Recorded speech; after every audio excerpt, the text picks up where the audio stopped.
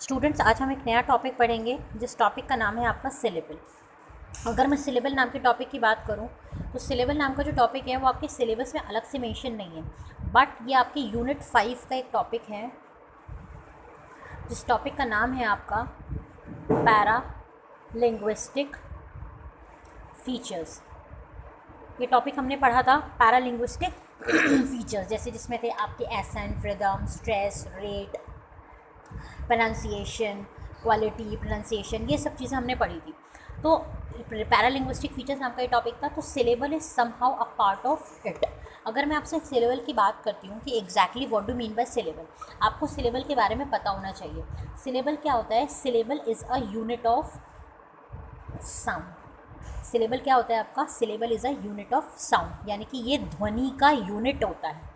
ठीक है, साउंड का मतलब क्या होता है? ध्वनि। ध्वनि का मतलब होता है आवाज़। जो हम शब्दों का उच्चारण करते समय हमारे गले से आवाज़ निकलती है, उसकी यूनिट जो होती है उसको हम और आप सिलेबल कहते हैं।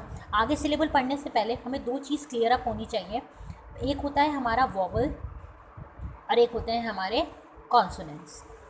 अब क्वेश्चन आता है कि वॉवल और कॉन्सोनेंट्स क्या होते हैं। वॉवल होते हैं हमारे A, E, I, O, you.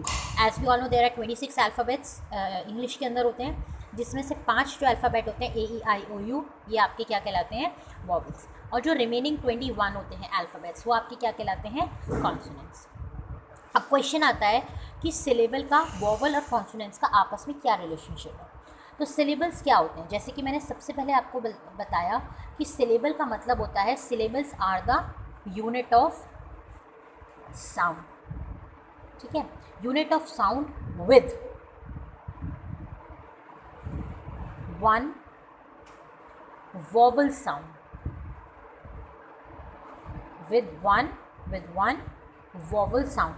There may be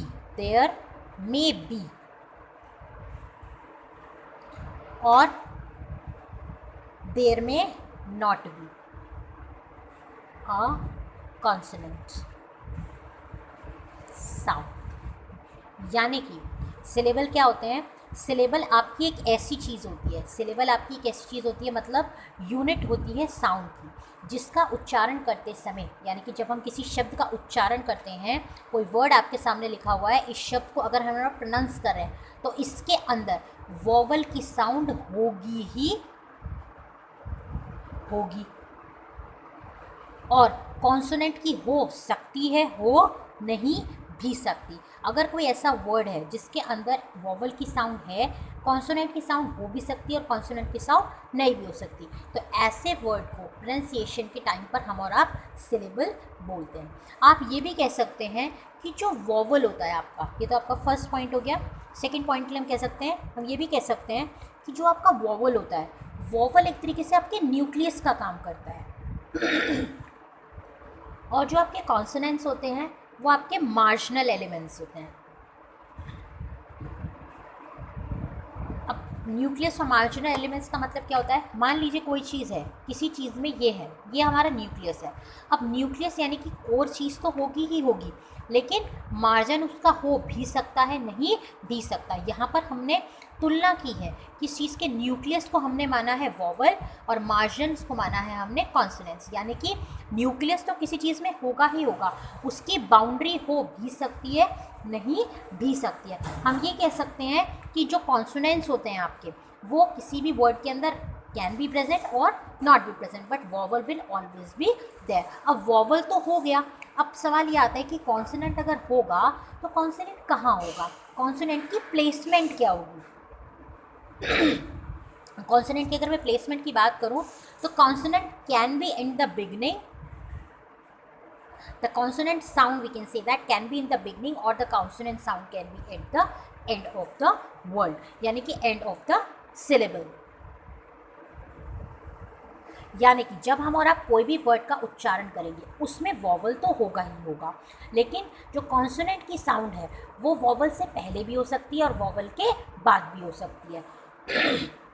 जैसे एक वर्ड हमने लिखा तो कॉन्सोनेंट की जो साउंड है वो वॉवल से पहले भी हो सकती है और कॉन्सोनेंट की साउंड आपकी वॉवल के बाद भी हो सकती है। इसलिए अगर हम 100 बात की एक बात कहें तो सिलेबल का फॉर्मूला क्या होता है? सिलेबल का स्ट्रक्चर कह लीजिए, सिलेबल का फॉर्मूला आपका कहलाता है CVC। सिलेबल का फॉर्मूला आपका क्या कहलाता है? CVC, यानी कि कॉन्सोनेंट वॉवल कॉन्सोनेंट। वॉवल तो होगा ही होगा, कॉन्सोनेंट हो भी सकता है, नहीं भी सकता है। Consonant can be in the beginning और consonant can be at the end. C means consonant and W is vowel. अब हम इसके कुछ एग्जाम्पल्स ले लेते हैं। जैसे एक वर्ड दे रखा है आपका आई, एक वर्ड दे रखा है आपका आई। आई मतलब होता है हिंदी में आँख। अब अगर इसे मुझे उच्चारण करना है तो कैसे होगा? आई, आ ए, आय हो गया। अब इसका अगर हम ब्रेकअप करते हैं, इसकी साउंड्स का ब्रेकअप करते हैं, तो आई की साउंड्स का ब्रेकअप क्या होगा? ए क्या है आपका? वॉवल, और आई क्या है आपका? वॉवल, यानी कि दो वॉवल हो गए। दो वॉवल लिखने का कोई मतलब नहीं बनता, तो हम इसे एक लिख देते हैं, वॉवल। यानी कि this is the word with a vowel but consonant are not present, nor in the beginning nor at the end. क्यों? इसका प्रोनाउंसिएशन क्या है? आई। आई, ई भी वॉवल है, वाई भी also called as vowel, and E तो वॉवल ही है। तो ये क्या है आपका? एक सिलेबल है with only and only vowel sound. एक और एग्जाम्पल ले लेते हैं हम और आप। जैसे हमने एक और एग्जाम्पल ले लिया बैक। अगर इसका ब्रेकअप देखें तो हम क्या होता है? बैक। इसका तोड़ है, हम इसको ब्रेकअप करें तो ये क्या बन गया? बैक। अगर मैं बी की बात करूं तो बी क्या है आपका? कॉन्सोनेंट। ए की बात करूं तो क्या है आपका? वॉवल। ई की बात करूं तो क्या है आपका? वॉवल। मैंने यहाँ भी आपको बताया कि दो वॉवल की जगह अगर हम एक बार वॉवल लिख दे तो चलेगा। लास्ट में क्या है आपका? कॉन्सोनेंट। तो CVC ये आपका क्या बन गया? Consonant vowel consonant sound. Next होता है आपका डाई। डाई का ब्रेकअप देखूँ तो क्या होता है? डाई। ठीक है। डी क्या है आपका? कॉन्सोनेंट। ए और आई आपके क्या है? वॉवल। तो दोनों में से एक कॉमन ले लिया तो क्या बन गया? CV, यानी कि क्या हो गया आपका? वॉवल। ठीक है। अब हम बात करते हैं कि आपके जो सिलेबल्स होते हैं वो कितने प्रकार के होते हैं। ठीक है। तो there are 3 types of syllables. There are 3 types of syllables.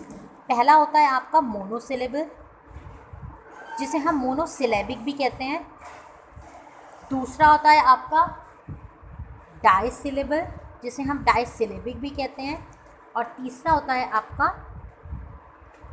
पॉलीसिलेबल, जिसे हम और आप पॉलीसिलेबिक भी कहते हैं। अब मोनो का मतलब क्या होता है? Mono means one, di means क्या होता है? More than one, and poly means more than 2 और 3।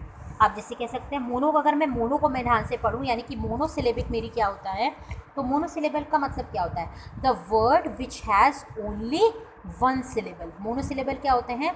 The word only which has one syllable, that is called as monosyllable, या मोनोसिलेबिक साउंड भी आप उसे कह सकते हैं। इसका हम एग्जाम्पल ले लेते हैं। इसका हम एग्जाम्पल ले लिया, जैसे एक वर्ड है हमारा ऑन। अगर मैं ओ की बात करूँ तो ओ क्या है हमारा? वॉवल, और एन क्या है हमारा? कॉन्सोनेंट। तो ये देखिए, एक वॉवल साउंड है, एक कॉन्सोनेंट साउंड है, तो ये क्या हो गया हमारा? मोनोसिलेबिक। अब अगर मैं डाइसिलेबिक की बात करूँ, दूसरा क्या है मेरा? डाइसिलेबल या डाइसिलेबिक। डाई मतलब क्या होता है? यानी कि जिसके अंदर क्या है? 2 सिलेबल्स प्रेजेंस हैं। जिसके अंदर क्या प्रेजेंस है? 2 सिलेबल प्रेजेंट हैं। 2 सिलेबल का मतलब क्या हुआ? जैसे एक एग्जाम्पल हमने ले लिया अपॉन। हमने एक एग्जाम्पल ले लिया आपका अपॉन। अब मैं अपॉन का ब्रेकअप करूँ, यू क्या है मेरा? क्या है मेरा? You vowel. ठीक है। यू क्या है? AEIO you vowel. पी क्या है मेरा? कॉन्सोनेंट। ओ क्या है मेरा? वॉवल। ON क्या है मेरा? कॉन्सोनेंट। तो ये क्या हो गया? 2 सिलेबल्स होंगे, यानी कि 2 वॉवल हैं इसमें, 2 वॉवल्स हैं आपके, और 2 कॉन्सोनेंट साउंड्स हैं। तो ये क्या हो गया आपका? डाइसिलेबल। तीसरा होता है आपका पॉलीसिलेबल, जिसे हम पॉलीसिलेबिक भी कहते हैं। ठीक है। पॉलीसिलेबल की बात करते हैं हम और आप, जिससे मैंने आपसे कहा जिसके अंदर 3 और मोर सिलेबल्स होते हैं, यानी कि जिसके अंदर 3 से ज़्यादा सिलेबल्स होते हैं। फॉर एग्जाम्पल हम ले लेते हैं एक वर्ड। मान लीजिए एक वर्ड है हमारा सिलेबल, हमने सिलेबल को एग्जाम्पल वर्ड मान लिया, SY, ठीक है, LLABLE। अपने कन्वीनियंस के लिए मैंने इसको ब्रेकअप कर लिया, प्लस प्लस लगा लिया। SY की अगर मैं बात करूँ तो क्या होगा? कॉन्सोनेंट, वॉवल, कॉन्सोनेंट, एक कॉमन ले लिया, वॉवल, कॉन्सोनेंट, ठीक है, एक कॉमन ले लिया वॉवल, CV CV CV, ठीक है। S हो गया आपका कॉन्सोनेंट, Y हो गया वॉवल, L में मैंने एक कॉमन ले लिया कॉन्सोनेंट, A हो गया वॉवल, B हो गया, B और L हमारे कॉन्सोनेंट्स है, मैंने एक कॉमन ले लिया कॉन्सोनेंट, और E हो गया वॉवल। आप चाहें तो इसे डबल बार भी कॉन्सोनेंट लिख सकते हैं। हम ये कह सकते हैं कि the breaking the word into syllables can help when we learn to spell a new word. जब भी हम और आप किसी न्यू वर्ड को बोलना सीखते हैं, यानी कि किसी नए शब्द का उच्चारण सीखते हैं, न्यू वर्ड को स्पेल करते हैं, बोलते हैं, तो क्या होता है, हम उसे सिलेबल्स में तोड़ते हैं। अगर हम सिलेबल में तोड़ लेते हैं तो हमें उसका उच्चारण यानी कि प्रोनाउंसिएशन करने में आसानी हो जाती है। इसके साथ ही आपका टॉपिक सिलेबल्स ख़त्म हो जाता है। Thank you.